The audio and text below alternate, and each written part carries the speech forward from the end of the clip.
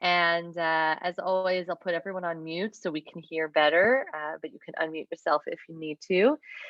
And actually, before we begin, I just want to acknowledge that today is Yom HaZikaron, Israel's Remembrance Day for fallen soldiers. And of course, in Israel, it's really a day of immediate mourning for every single person, because everyone has either someone in their own family or a friend of a friend. You're no more than one degree of separation away from a loss, whether it's a soldier who died in battle or a victim of terror. And the truth is, at this point in Israel, it's already the evening, and they're starting to sort of make that transition toward Yom HaAtzmaut and towards celebration. But I'd like to dedicate our learning in memory of all the fallen soldiers, in memory of all those who gave their lives for the state of Israel, Hakamat Medinat Yisrael, for the establishment and the safety of our beloved state of Israel. And we're going to be studying something fun and maybe something light a little bit. So that's also a loss.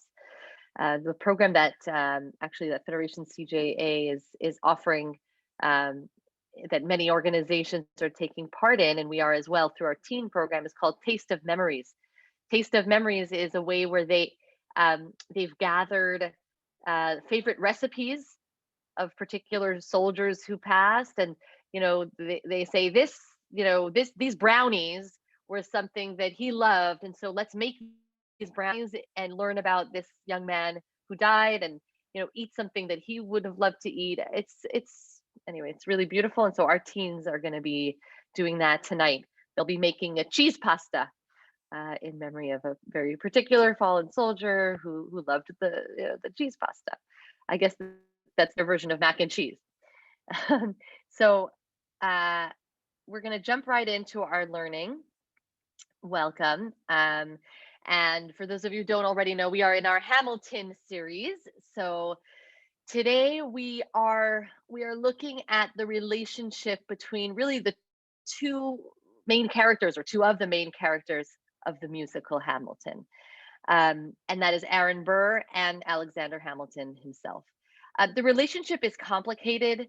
They're friends, they're rivals, and Aaron Burr serves as the narrator of the musical. So right from the beginning, Aaron Burr is singing about who Alexander Hamilton was and introducing sort of the cast of characters. And then at the end of that sort of moment, he says, "And I'm the fool who shot him." So we know right from the start there's going to be a complicated relationship between Aaron Burr and Alexander Hamilton, and the musical will end with that duel, the duel where he shoots Hamilton and Hamilton dies in that duel. We're not going to get to the duel today. We will get there eventually. But today I want to look at the way that Aaron Burr feels this envy of Hamilton. And the song we're going to listen to is called "Wait for It." It's toward the beginning. It's really toward the end of Act 1 of the musical, and he sees that Hamilton is this young upstart, arrived from the Caribbean as a nobody, and is relentlessly rising and rising and rising and successful. And the song is really about sort of Burr's life a little bit. We get to hear a little bit about his background. He talks about, his father was a preacher, and he talks about his upbringing. And he too is an orphan. That's something that Aaron Burr and Alexander Hamilton discover about one another in the first moment that they meet. But Burr, it seems, comes from legacy, comes from a legacy that he needs to live up to. And Hamilton comes from nothing. So Hamilton is a nobody. And yet he, with sheer grit and brilliance, rises really above his station, to use a phrase from the musical. And Burr always seems to be clawing behind him, never quite making it, and is envious of Hamilton's success. So the song that we're going to hear now, "Wait for It," is sort of Aaron Burr's like philosophy on life. Wait for it is wait for it, wait for it. Like I'm going to play by the rules. I'm going to just wait for my moment. Very different from Hamilton, who says, I'm not throwing away my shot. This is my shot. I'm going to jump at it and jump at it and jump at it. Hamilton says, I'm going to wait for it, wait for it, wait for it. And so he's a foil. They are foils to one another. And we unfortunately don't have a video, available public video of this entire song. So I'm going to play it, from the album. But before I play it from the album, I'll show you. I did find just like a less than 1 minute clip, so you can see the visual. You can see the intensity of the way that Aaron Burr, played by Leslie Odom Jr., the way that he carries himself. This is the man who really holds the musical together. And we're going to use it as a jumping off point to look at the rivalry between King Saul and King David in the book of Samuel, which is a little bit different. King David will be the successor to King Saul, but there is that same sort of envy as King David. This young man is this upstart starting to rise and rise and rise, and that's what I want to focus on today. So first, the video. Oh, I just have to pull it up. Here we are. First, the video, which is a brief clip, and it's not great. It's not even really fully coordinated between the lips and the lyrics. But for those who haven't seen the musical, I just want you to see Aaron Burr. I want you to see him singing Wait For It, and then we'll listen to the full song. So here we are.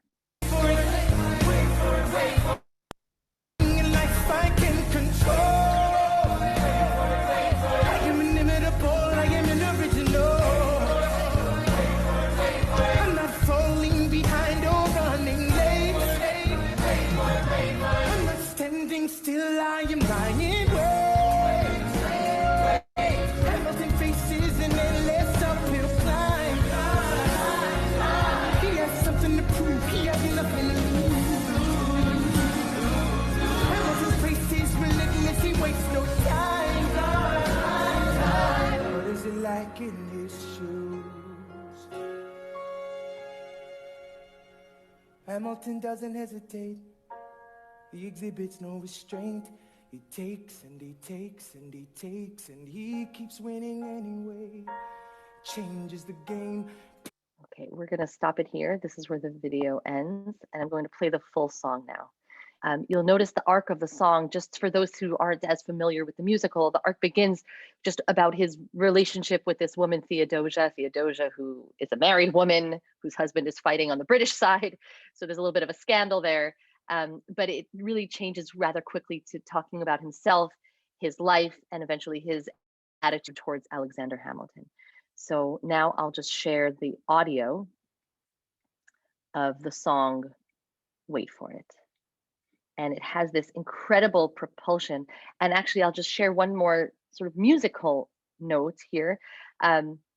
That I heard Lin-Manuel Miranda, of course, the composer and writer, lyricist, talk about the way that they arranged this song with the echo, wait for it, wait for it, wait for it.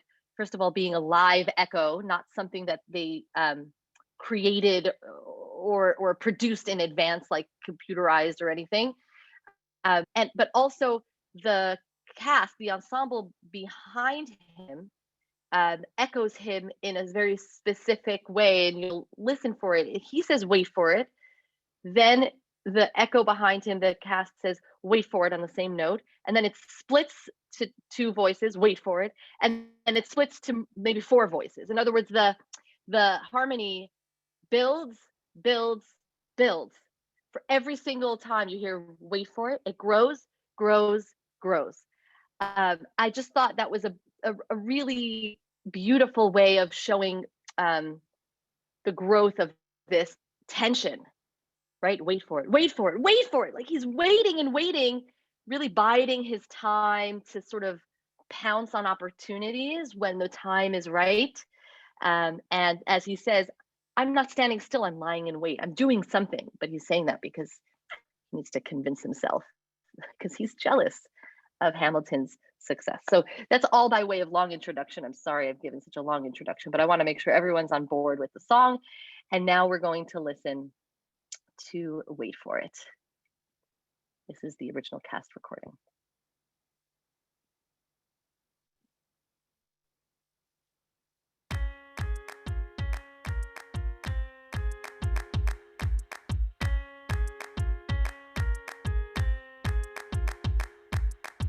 Theodosia writes me a letter every day. I'm keeping her bed warm while her husband is away. He's on the British side in Georgia. He's trying to keep the colonies in line. Well, he can keep all of Georgia. Theodosia, she's mine. Love doesn't discriminate between the sinners and the saints. It takes and it takes and it takes, and we keep loving anyway. We laugh and we cry and we break and we make our mistakes. And if there's a reason I'm by her side when so many have tried, then I'm willing to wait for it. I'm willing to wait for it, wait for it, wait for it, wait for it. My grandfather was a fire and brimstone preacher. But there are things that the homilies and hymns won't teach ya. My mother was a genius. My father commanded respect. When they died, they left no instructions, just a legacy to protect. Death doesn't discriminate between the sinners and the saints. It takes and it takes and it takes, and we keep living anyway. We rise and we fall and we break and we make our mistakes. And if there's a reason I'm still alive when everyone who loves me has died, I'm willing to wait for it. Wait for it. I'm willing to wait for it. I am the one thing in life I can control. I am inimitable, I am original. I'm not falling behind or running late. I'm not standing still, I am lying wait. Hamilton faces an endless uphill climb. He has something to prove, he has nothing to lose.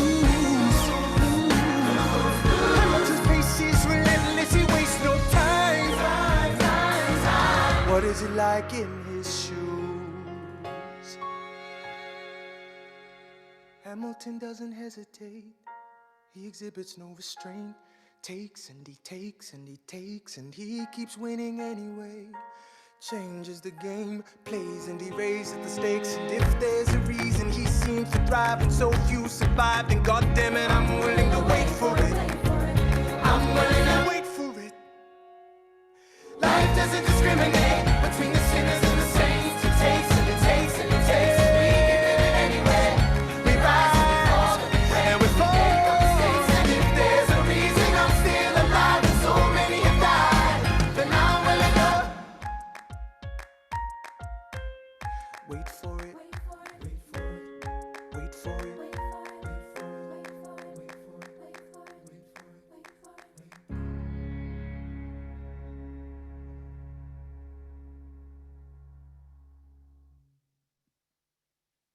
Okay. Just a show of hands, how many have heard that song before? Several of you, and many of you haven't. It's incredibly powerful. It's an incredibly powerful song, and it also gives you a sense of the way in which Hamilton really is. This is pop music, so it's not what you would expect from your classical Broadway musical. I haven't brought you any of the rap yet. We'll wait on that. We'll go in gently, but let's look at the lyrics before we look at our text. So just a reminder, we'll spend some time with the lyrics, and then we'll look at the text, and at the end of the hour, we'll open up for discussion. But of course, always the chat is available. So I'm going to share the screen now for the lyrics.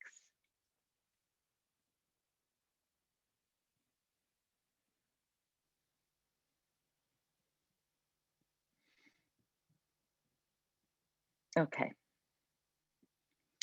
I'm going to skip over the first stanza about Theodosia. I mean, it's an interesting part of the story, but it's not relevant for our purposes today. This theme of, doesn't discriminate between the sinners and the saints, right? That's the refrain. First is love doesn't discriminate, and then it's death doesn't discriminate between the sinners and the saints. It takes and it takes, and we keep living anyway. There's a sense of, that on some level, the world makes no sense. And I can't control. He says, I am the one thing in life I can control, right? That's what I'm gonna hold on to. But really, even though I feel like I'm doing everything right, I'm a good guy. I just somehow can't win. Um, and even though I'm winning with this love thing, right? Even though so many have tried, I'm the one by her side. Uh, I she's still not really mine, and there's nothing else that seems to be going the way I want. And I think that goes very much along with, as he talks about his father. I'm sorry, his grandfather was a preacher.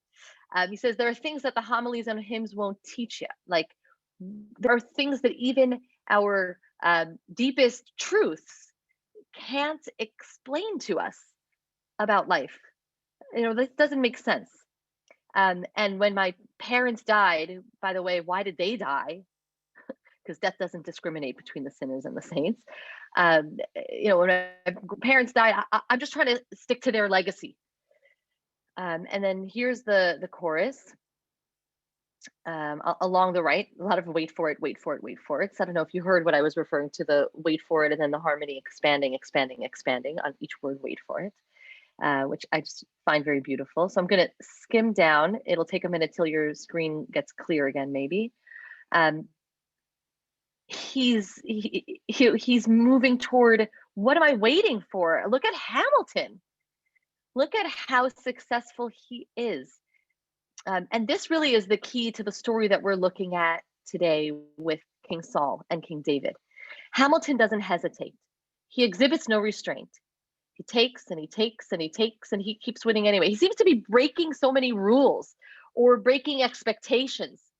David doesn't really explicitly break rules, but he's going above and beyond what anyone would expect, and yet he's still winning, and he's changing the game on me, says King Saul. I can't keep up with this kid.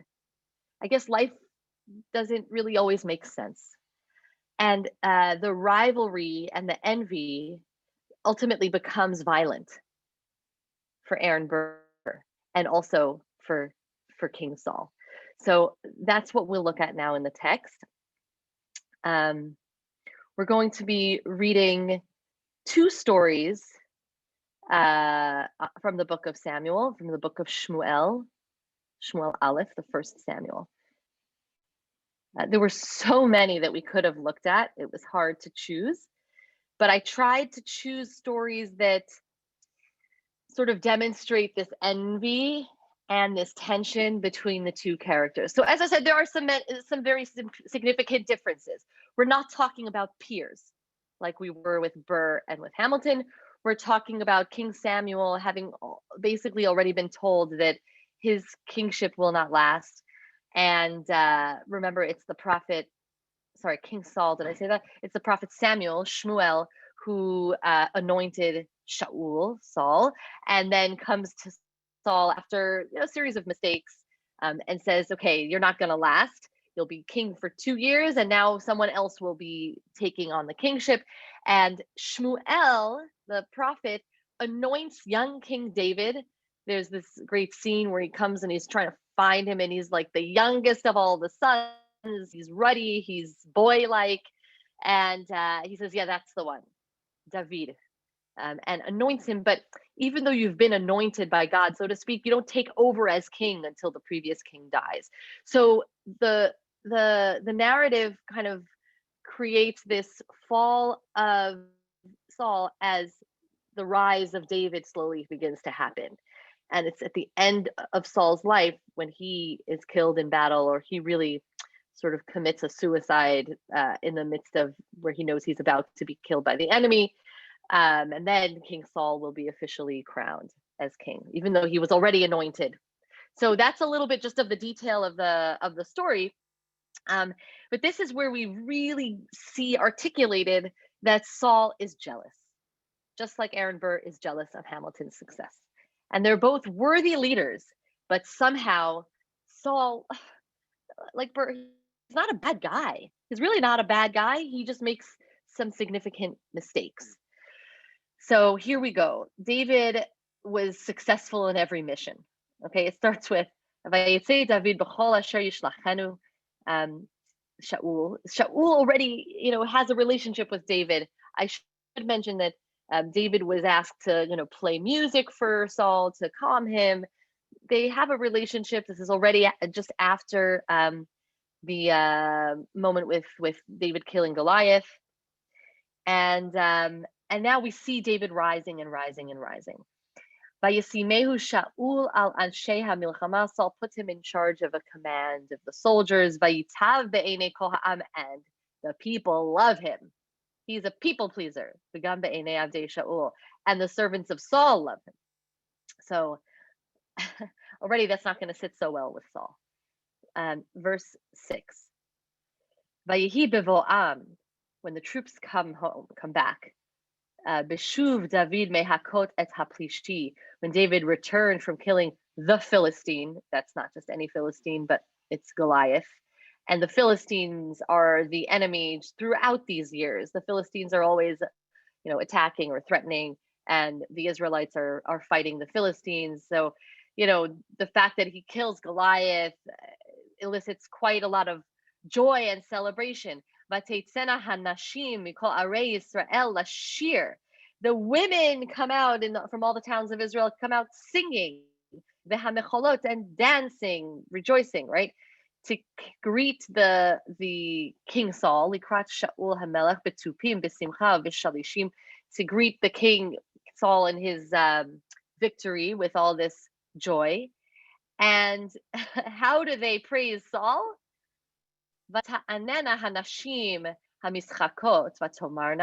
The women are singing as they dance, and they're saying as follows. By the way, this is sort of echoes of the Song of the Sea, right? The women with Miriam singing and dancing. The women were also, by the way, the Mekonanot, the ones who would, in the ancient world, were the like professional weepers, mourners, right? They would be crying or they would be singing on behalf of, like a chorus on behalf of whatever the community was feeling. So what do they say about King Saul? Hikash Shaul be'alafav. Saul has slain thousands. V'David b'rivivotav. And David has slain tens of thousands. So they're praising David more than Saul. And this refrain, by the way, will come back again and again to sort of haunt Saul. Saul was much distressed, verse 8, and greatly vexed. Vayichar Shaul me'od, vayera be'einav hadavar hazeh. This matter greatly vexed him. Vayomer, and he says, Natsnu leDavid rivavot v'li natsnu ha'alafim. I don't like the lyrics of this song, so to speak. They gave him tens of thousands and me only thousands. Ve'od lo ach hamlucha. It's like, now at this point, what's next? He's going to just become the king. He already sees that he's threatened.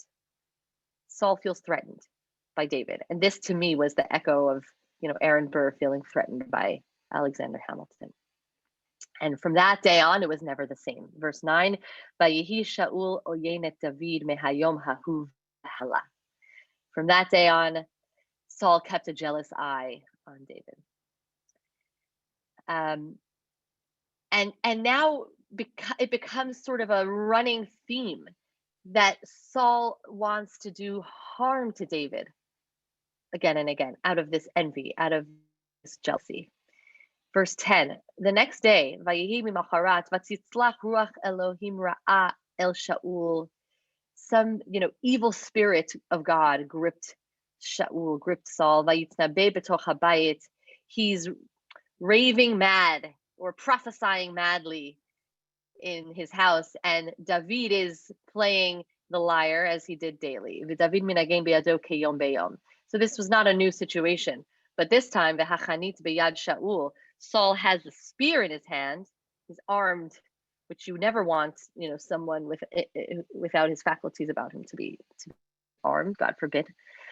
Verse 11, and Saul threw the spear. Vayatel Shaul et hachanit.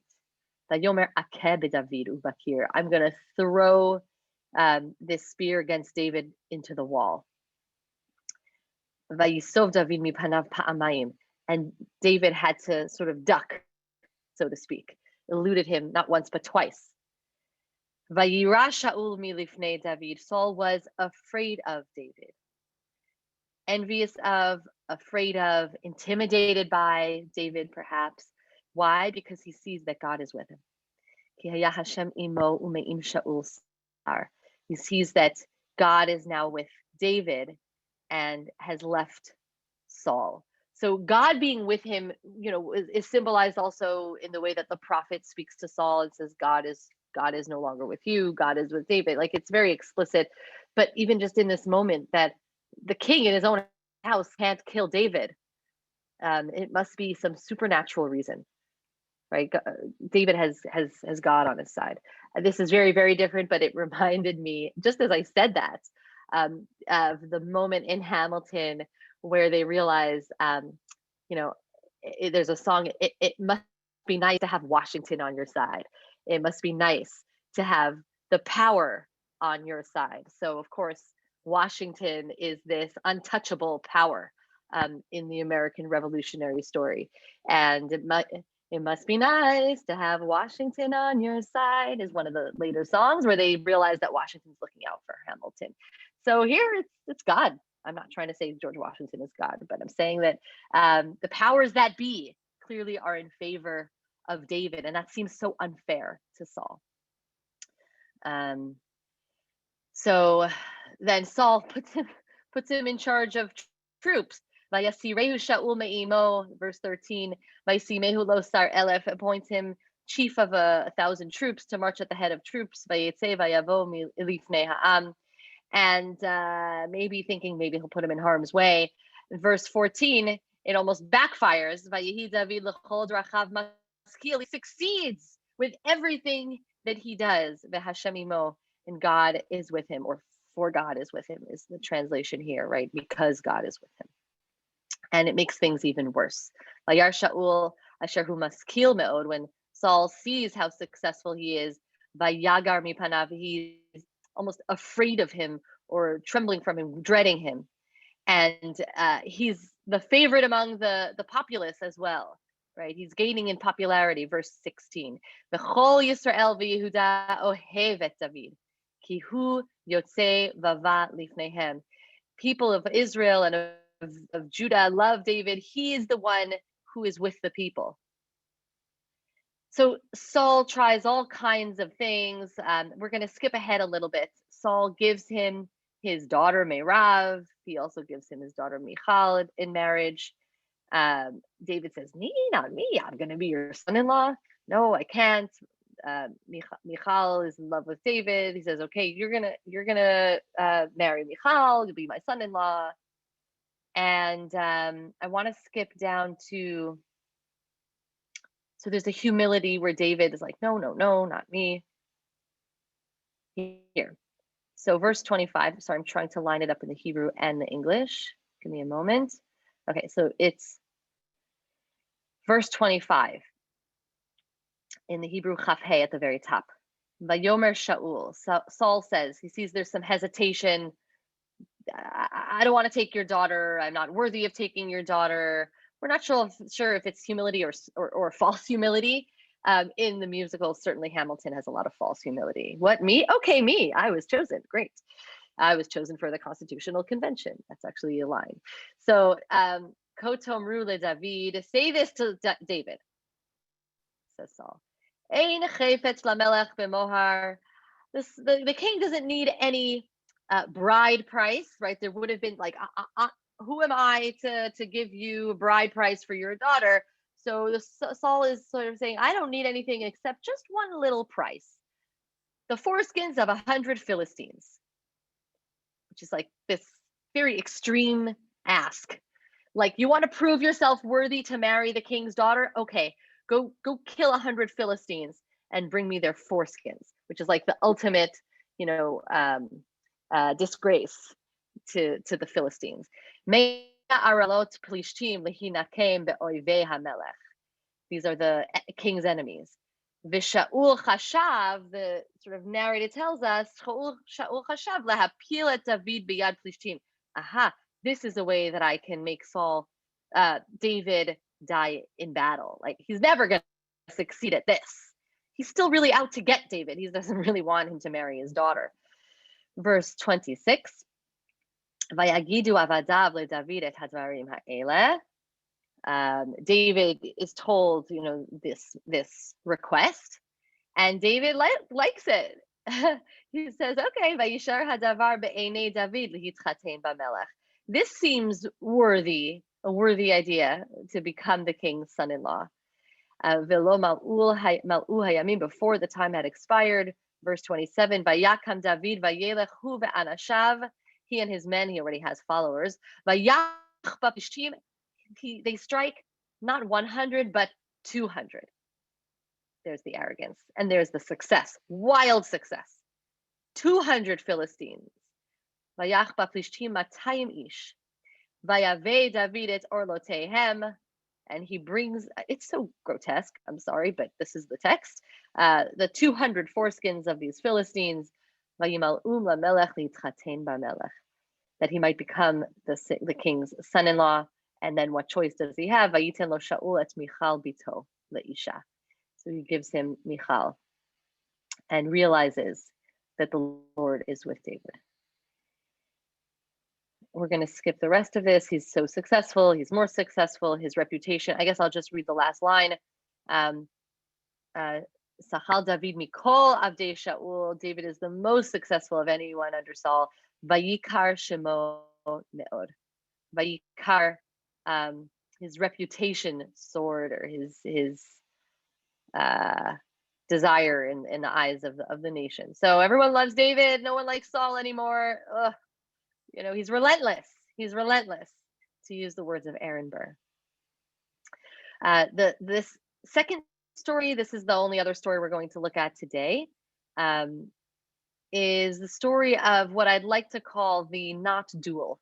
So in the Hamilton story, it ends with the duel, that they're driven to violence, and Aaron Burr challenges Alexander Hamilton to a duel.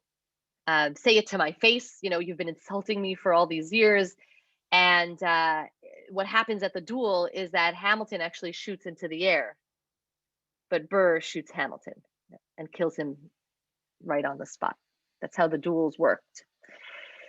So Hamilton is almost foolish. We can get into that later. In the case of David and Saul, so we saw already Saul is trying to harm David, but David is saved. And here we're going to see David has the opportunity to harm Saul and chooses not to. So this is the duel that never was between these two men. I don't know if it's a stretch or if you buy it, but let me know what you think after we read this text. This is, again, through all the fighting, and David is succeeding wildly, succeeding against the Philistines, and Saul keeps also trying to defeat Philistines, and they're in the wilderness of En Gedi. Some of you may have been in, those lovely hikes in En Gedi. It's a biblical site. So verse 2, when Saul returned from pursuing the Philistines, he was told David was in the wilderness of En Gedi. He takes 3,000 men and goes to look for David and comes upon a cave. So that's where we're going to pick up the story. And David is running from Saul. Constantly running and running from Saul, because Saul wants to kill him. So David happens to be hiding in this very cave. And Saul walks into the cave to relieve himself. Walks into this cave by chance. Verse 4. Vayavo el gidrot hatzon al haderech. Comes to these sheepfolds, or these sheep pens along the way, and there's a cave, a very nondescript cave, v'sham me'ara. Vayavo Shaul lehasech et raglav. To relieve himself, in Hebrew, not to be graphic, this is just, mei raglaim. Mei raglaim means literally water of the legs, is the Hebrew way or biblical way of saying urine. So he's going to relieve himself in the cave. And David ve'anashav be'yarketeh ha'me'ara yoshvim. They're at the back of the cave. Of course, Saul won't see them. David's men said to him, Vayomru anshe David elav, hine hayom. This is your day. This is your chance. He's unassuming. This is the day, Asher Amar Hashem Elecha, that the Lord said to you, Hine Anochi Noten et Oivecha Beyadecha. I will deliver your enemy into your hands. Ve'asita lo ka'asher yitav be'einecha. You could do to Saul whatever you want. He's got his face to the wall. He doesn't know anybody is in this cave, and you can kill him right now. You can kill Saul, your sworn enemy.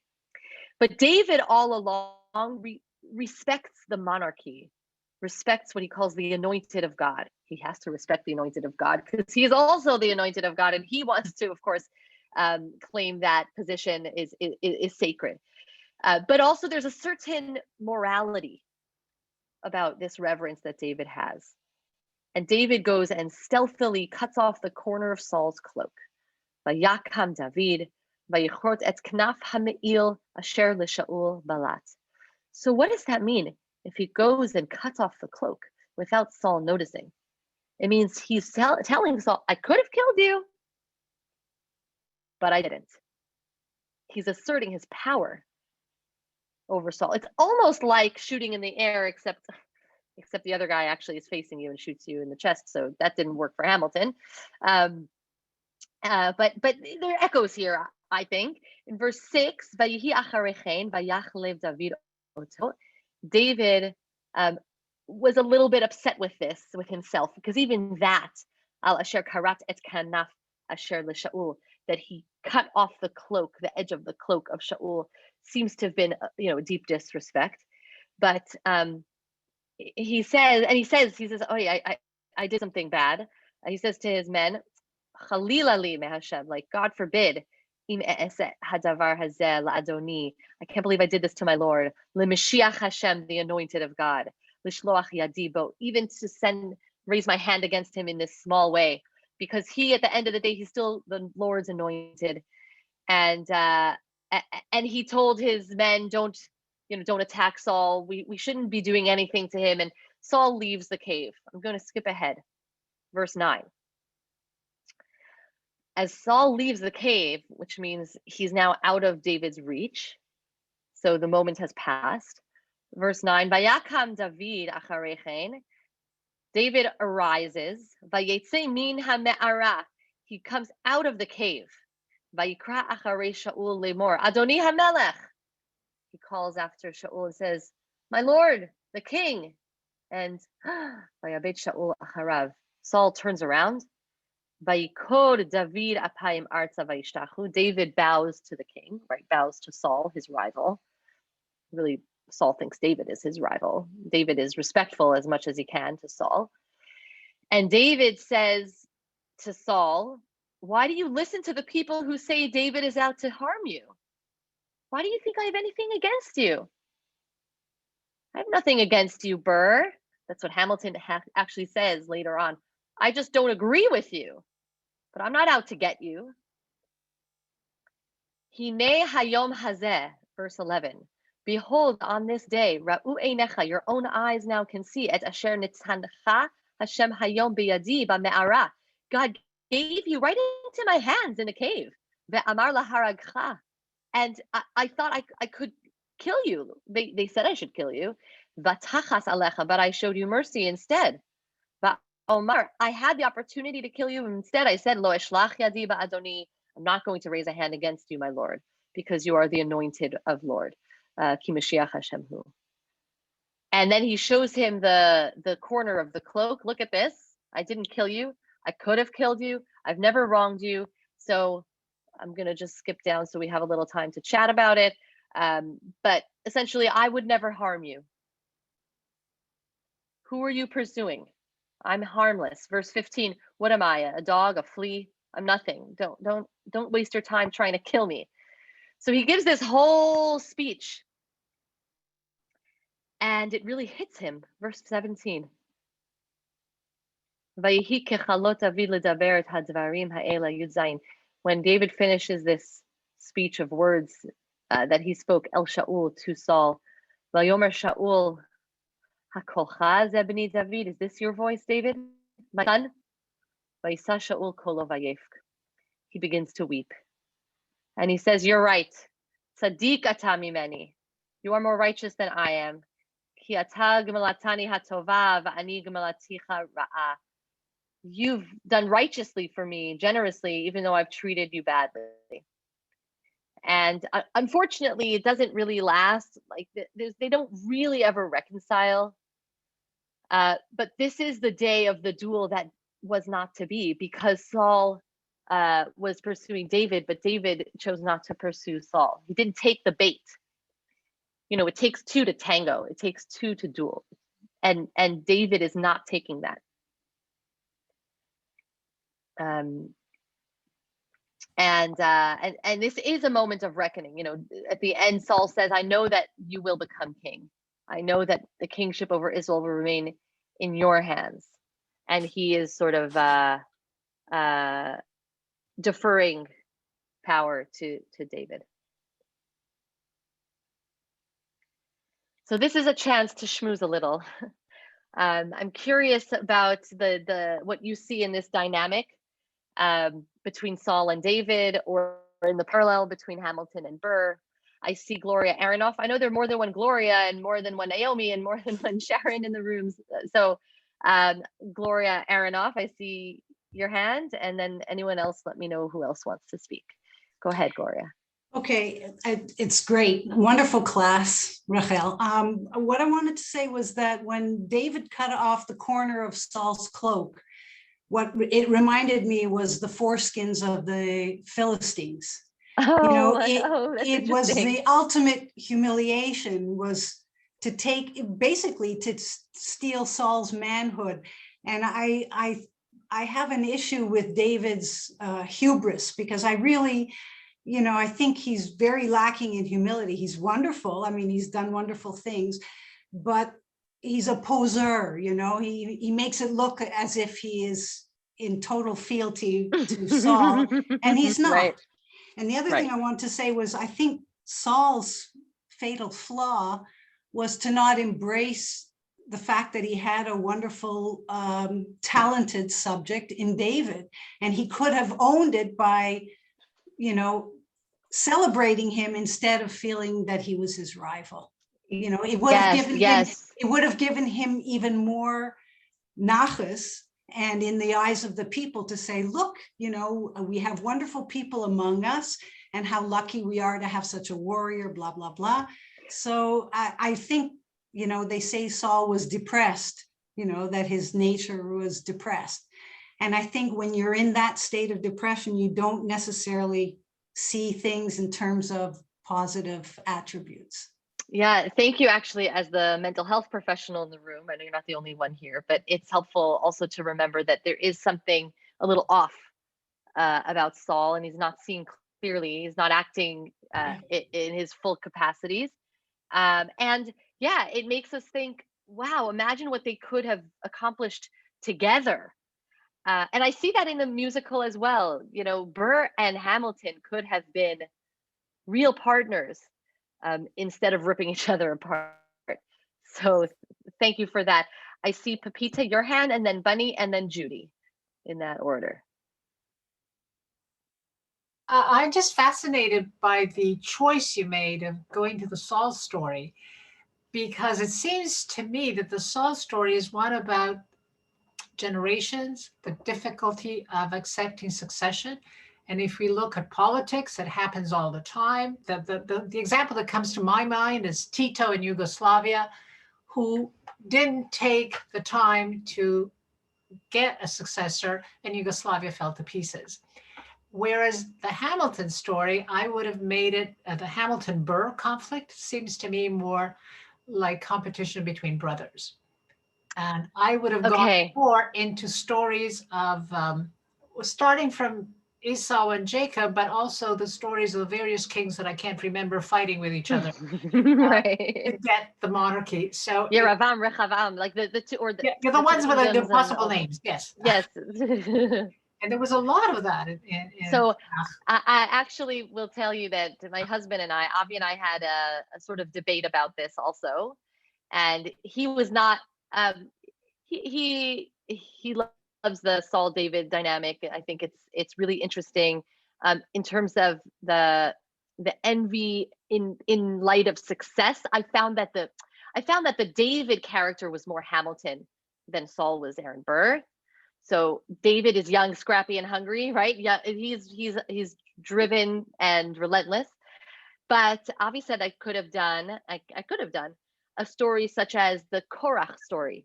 Korach is not Moses' brother, but he's a cousin, or he's a Levite as well. And the competition there is more of equals, which is, I think, what you're implying. the way that it is for Hamilton and Burr. So yeah, I mean, I guess maybe it wasn't. Look, all of these are kind of tools through which to look at the text, and tools through which to see the the Broadway musical in a different light, and also to see the text in a different way. But the Korach text very much is like, Rav lachem b'nei Levi, like, why do you get everything? And I want a bit of that too. That's what Korach says, because he too is a Levite, and he too feels deserving, and they're peers, So he's jealous of Moses in that way. So maybe you would vote with Avi on a story like that. Bunny, go ahead.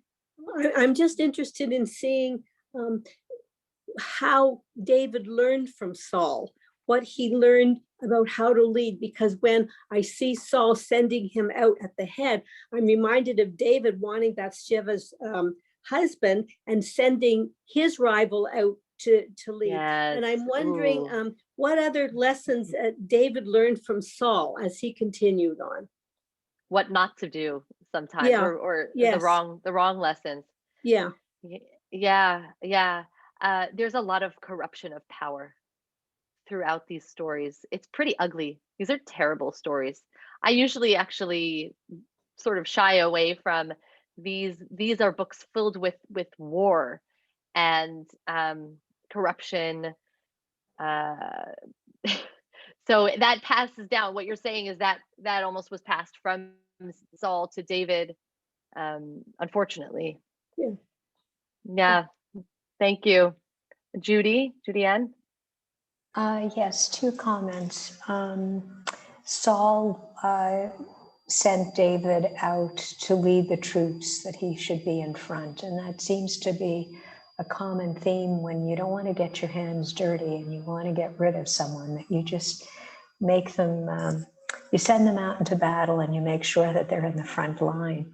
The other thing that just seems so obvious is that the insecurity, a person's own characteristic, if they're an insecure person, they're going to feel fear and then jealousy and act out.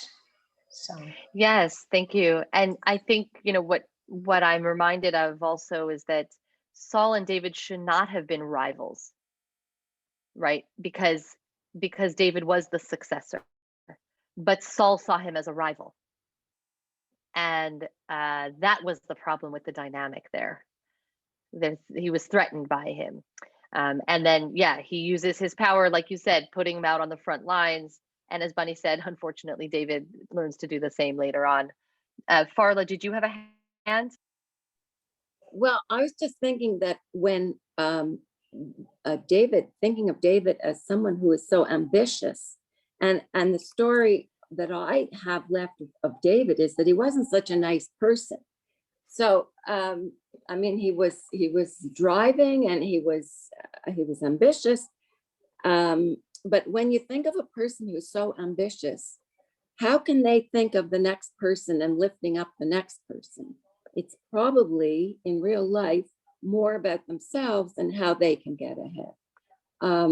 I think it takes someone who's extraordinary to be able to think of those beyond himself when he's working to actuate himself.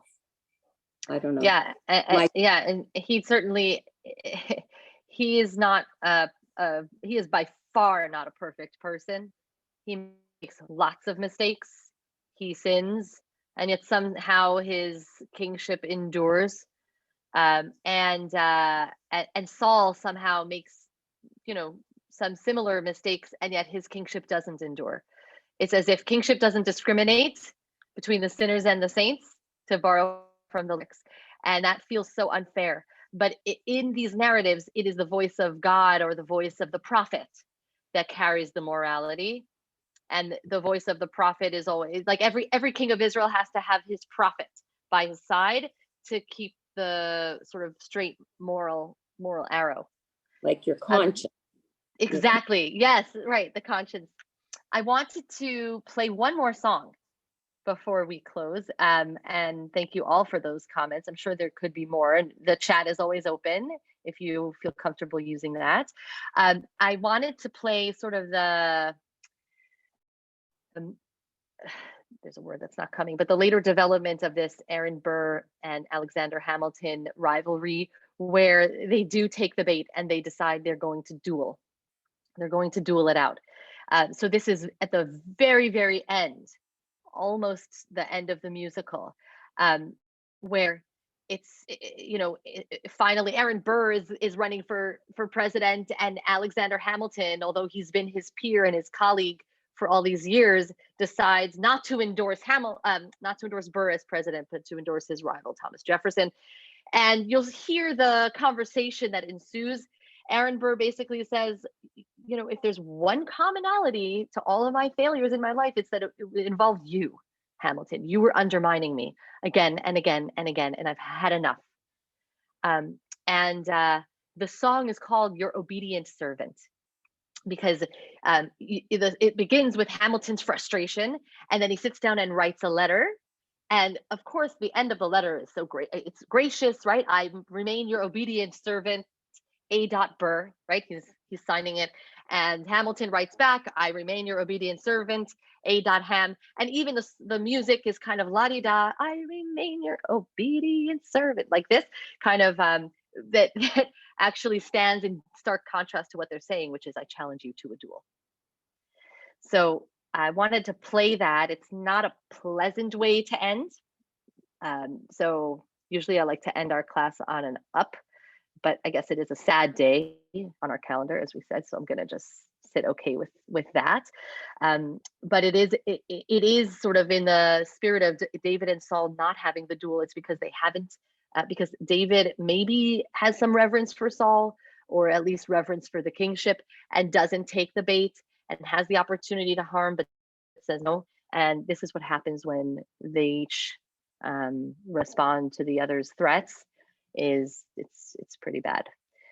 But it's a lovely song, or a really interesting one anyway. So again, this song is called Your Obedient Servant. And the only thing left after this in the musical is he basically says goodbye to his wife and he goes to the duel, and he is shot by Aaron Burr. So listen to Your Obedient Servant.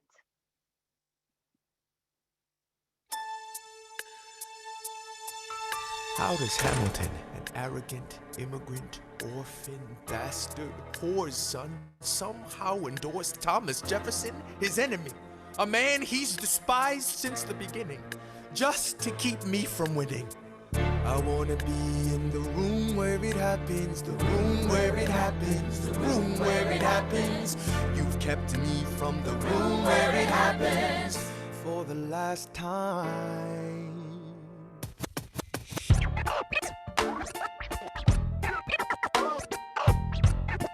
Dear Alexander, I am slow to anger, but I toe the line as I reckon with the effects of your life on mine. I look back on where I failed, and in every place I checked, the only common thread has been your disrespect. Now you call me immoral, a dangerous disgrace. If you've got something to say, name a time and place, face to face. I have the honor to be your obedient servant, A. Burr. Mr. Vice President, I am not the reason no one trusts you. No one knows what you believe. I will not equivocate on my opinion. I have always worn it on my sleeve. Even if I said what you think I said, you would need to cite a more specific grievance. Here's an itemized list of 30 years of disagreements. Sweet Jesus. Hey, I have not been shy. I am just a guy in the public eye, trying to do my best for our republic. I don't want to fight, but I won't apologize for doing what's right. I have the honor to be your obedient servant, A. Ham.